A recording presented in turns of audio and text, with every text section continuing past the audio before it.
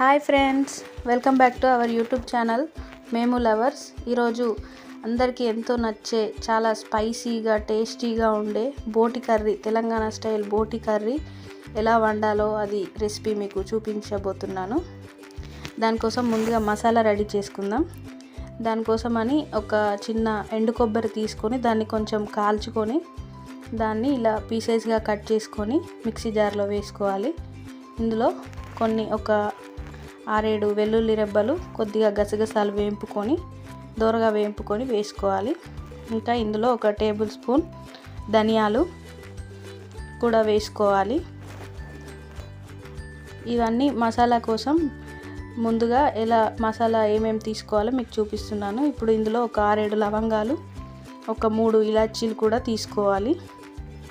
ఇప్పుడు ఈ మిశ్రమాన్ని అంతా మనం మిక్సీ పట్టుకొని పేస్ట్ లాగా తయారు చేసుకోవాలి. కొంచెం వాటర్ యాడ్ చేసుకొని కర్రీ కోసం ముందుగా 5-6 పచ్చిమిర్చి, పెద్ద సైజు ఉల్లిగడ్డ, మీడియం సైజ్ టమాటో, కొత్తిమీర కూడా కట్ చేసి పెట్టుకోవాలి. చూడండి, మిక్సీ పట్టుకున్నాను నేను.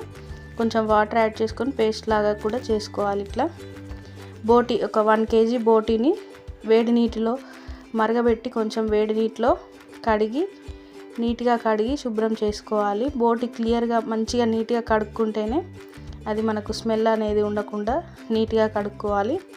ఇప్పుడు ముందు ప్యాన్ పెట్టుకొని ఇందులో సరిపడా ఆయిల్ తీసుకోవాలి. నూనె వేడెక్కాక ఇప్పుడు ఇందులో కొద్దిగా పోపు దినుసులు వేసుకుందాం. సరిపడా పోపు దినుసులు ఇప్పుడు అవి వేగాక కొంచెం చిటపటలాడాక ఇందులో మనం కట్ చేసి పెట్టుకున్న పచ్చిమిర్చి, ఉల్లిగడ్డ కూడా తీసుకుందాం. పచ్చిమిర్చి అలాగే ఉల్లిగడ్డ 2 వేసేస్తున్నాను. ఇవి దోరగా వేయించుకోవాలి. కాసేపు నూనెలో వేగనివ్వాలి. కర్రీ స్పైసీగా ఇలా ఫ్రై కూడా చేస్తారు, బోటి కర్రీ చేస్తారు. బోటి కర్రీ టేస్ట్ చాలా బాగుంటుంది, స్పైసీగా అందరికీ నచ్చుతుంది. ఇవి కాసేపు వేగాలి నూనెలో. చాలా వేగాక ఇప్పుడు ఇందులో కొంచెం వెల్లుల్లి పేస్ట్ కూడా మనం తీసుకుందాం.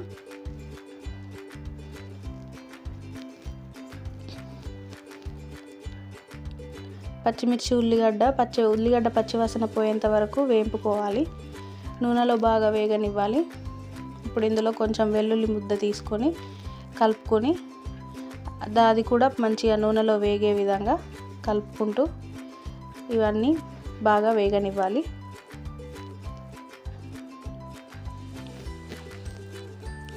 ఇప్పుడు ఇందులో 1 టేబుల్ స్పూన్ అల్లం వెల్లుల్లి పేస్ట్ కూడా వేసుకొని పచ్చివాసన పోయేంత వరకు వేయించుకోవాలి. ముందుగా ఆయిల్లో వేసి వేపుకుంటే అల్లం వెల్లుల్లి పేస్ట్ అనేది ఫ్లేవర్ బాగుంటుంది. పచ్చివాసన పోయేంత వరకు వేయించుకోవాలి.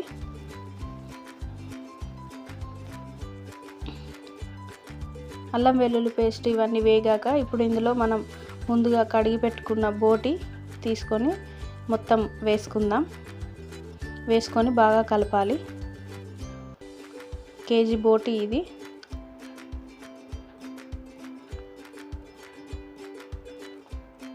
అంతా వేసేసుకున్నాక ఒకసారి బాగా కలుపుకోవాలి. బోటి కర్రీ కొంచెం టైం తీసుకుంటుంది ఉడకడానికి, కాబట్టి కాసేపు ముందు ఆయిల్లో చాలాసేపు మగ్గనివ్వడం ద్వారా, ఆయిల్లో వేపడం ద్వారా టేస్టీగా తయారవుతుంది. ఆయిల్లోనే అన్నీ వేసి మనం పట్టించి మంచిగా వేపుతూ చాలాసేపు నూనెలో వేయించుతూ ఫ్రై చేస్తూ వండితే టేస్ట్ చాలా బాగా వస్తుంది. ఇప్పుడు దీన్ని ఇలానే 5-10 నిమిషాల వరకు నూనెలో మధ్యలో కలుపుతూ ఒక్కోసారి చూసుకుంటూ మీడియం ఫ్లేమ్ పెట్టుకొని బాగా వేగనివ్వాలి. బోటి కర్రీ ఇది ఇప్పుడే మూత పెట్టేయొద్దు, ఎందుకంటే బోటి కర్రీ కొంచెం స్మెల్ అనేది రాకుండా ఉండాలంటే ఇలా ఆయిల్లో ఫ్రై చేసే అంతసేపు మనం మూత పెట్టుకోకుండానే ఫ్రై చేస్తే కర్రీ స్మెల్ అనేది రాదు.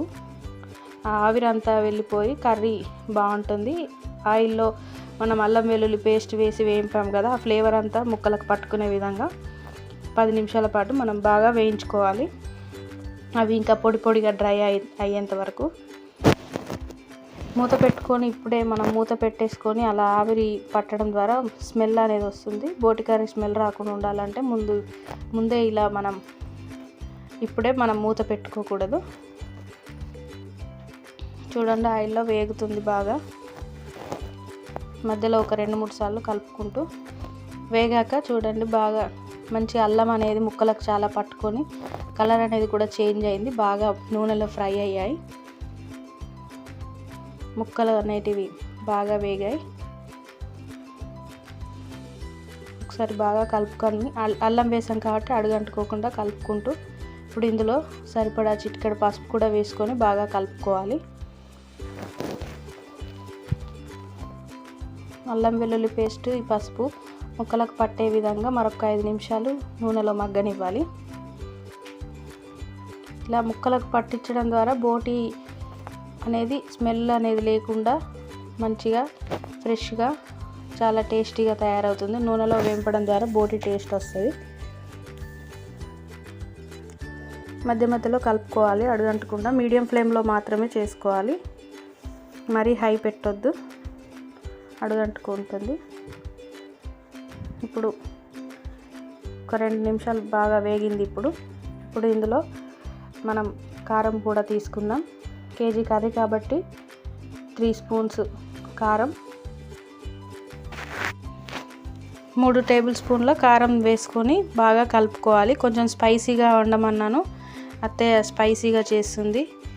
నాకు స్పైసీగానే ఇష్టం అండి. మా ఇంట్లో అందరం కూడా స్పైసీగానే తింటాం. సో అందుకే కొంచెం ఎక్కువ తీసుకున్నాం. మీరు సరిపడా వేసుకొని చూసుకొని వేసుకోవాలి. 3 టేబుల్ స్పూన్లు పట్టింది ఒక కేజీ బోటి కర్రీకి. వేసుకొని బాగా కలుపుకొని ఇందులో ఒక మీడియం సైజ్ టమాటా ముక్క కట్ చేసి పెట్టుకున్నాం కదా, అది కూడా వేసుకొని ఒక 5 నిమిషాల పాటు కొద్దిగా కొత్తిమీర కూడా యాడ్ చేసుకొని ఒక 5 నిమిషాల పాటు నూనెలో వేంపుకోవాలి, మగ్గనివ్వాలి. ఆ టమాటాలు కొంచెం మెత్తపడి వాటి రసం మనకు కూరలో దిగేంత వరకు ఒక 5 నిమిషాల పాటు వేంపుకోవాలి. ఇప్పుడు ఇందులో సరిపడా ఉప్పు 1/2 టేబుల్ స్పూన్ సరిపోతుంది. బోటి కర్రీలో ఉప్పు కొంచెం ముందుగానే ఎక్కువ సరిపడంత అట్లా వేసుకోకూడదు. బోటి కర్రీలో ఉప్పు ఎక్కువ పట్టదు, ఎందుకంటే ఈజీగా ఉప్పగా అవుతుంది బోటి కర్రీలో. సో చూసుకొని వేసుకోవాలి. ఇప్పుడు ఒక 5 నిమిషాల పాటు దీన్ని మగ్గనిద్దాం, టమాటా ముక్కలు మెత్తపడేంత వరకు. ఇలా మగ్గడం ద్వారా ముక్కలన్నిటికీ బాగా పట్టుకొని మంచిగా ఫ్రై అవుతాయి నూనెలో. ఇప్పుడు మరొకసారి కలుపుకుందాం. అడుగంటుకోకుండా ఉండడం కోసం మధ్య మధ్యలో కలుపుతూ ఉండాలి.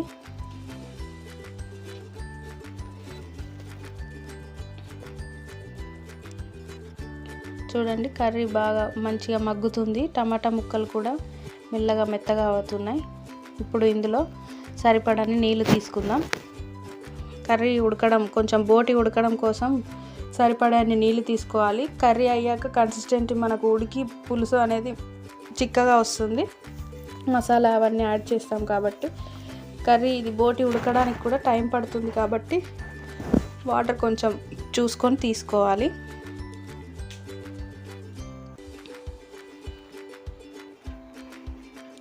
సరిపడని నీళ్ళు తీసుకున్నాం. ఇప్పుడు దీన్ని బాగా కలుపుకోవాలి. బాగా కలుపుకొని ఒకసారి కొంచెం హై ఫ్లేమ్ పెట్టుకోవాలి ఒక 5 నిమిషాల పాటు. అది వేడెక్కి కొంచెం మరిగేంత వరకు ముందుగా ఒక 5 నిమిషాలు కొంచెం హై ఫ్లేమ్ పెట్టుకుందాం. ఒకసారి మధ్యలో మూత తీసి కలుపుకుందాం. చూడండి, కర్రీ ఉడుకుతుంది. ఒకసారి బాగా కలుపుకోవాలి. ఇప్పుడు మంట మీడియం ఫ్లేమ్ చేసుకోవాలి. మనం కర్రీ నీళ్ళు పోసాం కాబట్టి వేడెక్కి మరిగేంత వరకు హై ఫ్లేమ్ పెట్టుకొని ఫస్ట్ 5 నిమిషాలు. ఇప్పుడు కొంచెం మీడియం ఫ్లేమ్ చేసుకొని, కర్రీ ఉడకాలంటే మీడియం ఫ్లేమ్ పెట్టుకుంటే కర్రీ ఈజీగా ఉడికిపోతుంది కదా. మీడియం ఫ్లేమ్ పెట్టుకొని మూత పెట్టేసుకోవాలి మరొక 5 నిమిషాలు. ఇప్పుడు ఇక మసాలాలు యాడ్ చేసుకుందాం. మనం ముందుగా ప్రిపేర్ చేసి పెట్టుకున్న మసాలా పేస్ట్ అనేది ఉంది కదా, దాన్ని మొత్తం ఇందులో యాడ్ చేసుకుందాం. గసగసాలు అందరికీ ఆ ఫ్లేవర్ నచ్చదు, గసగసాలు ఒక్కటి మాత్రం స్కిప్ చేసుకోవచ్చు. అది లేకుండా మిగతా చూపించిన మసాలాలన్నీ యాడ్ చేసుకొని వండుకోవచ్చు. గసగసాలు అనేది ఇష్టపడే వాళ్ళు దీంట్లో వేసుకోవచ్చు. మేము యాడ్ చేస్తున్నాం టేస్ట్ బాగుంటుందని. అన్నీ వేయడం ద్వారా ఇప్పుడు ఆ పేస్ట్ వేయడం వల్ల సూప్ చూడండి చిక్కగా వచ్చింది. టేస్ట్ కూడా బాగుంటుంది స్పైసీగా. వేసుకొని బాగా కలుపుకొని కాసేపు మగ్గలివ్వాలి. ఇంకా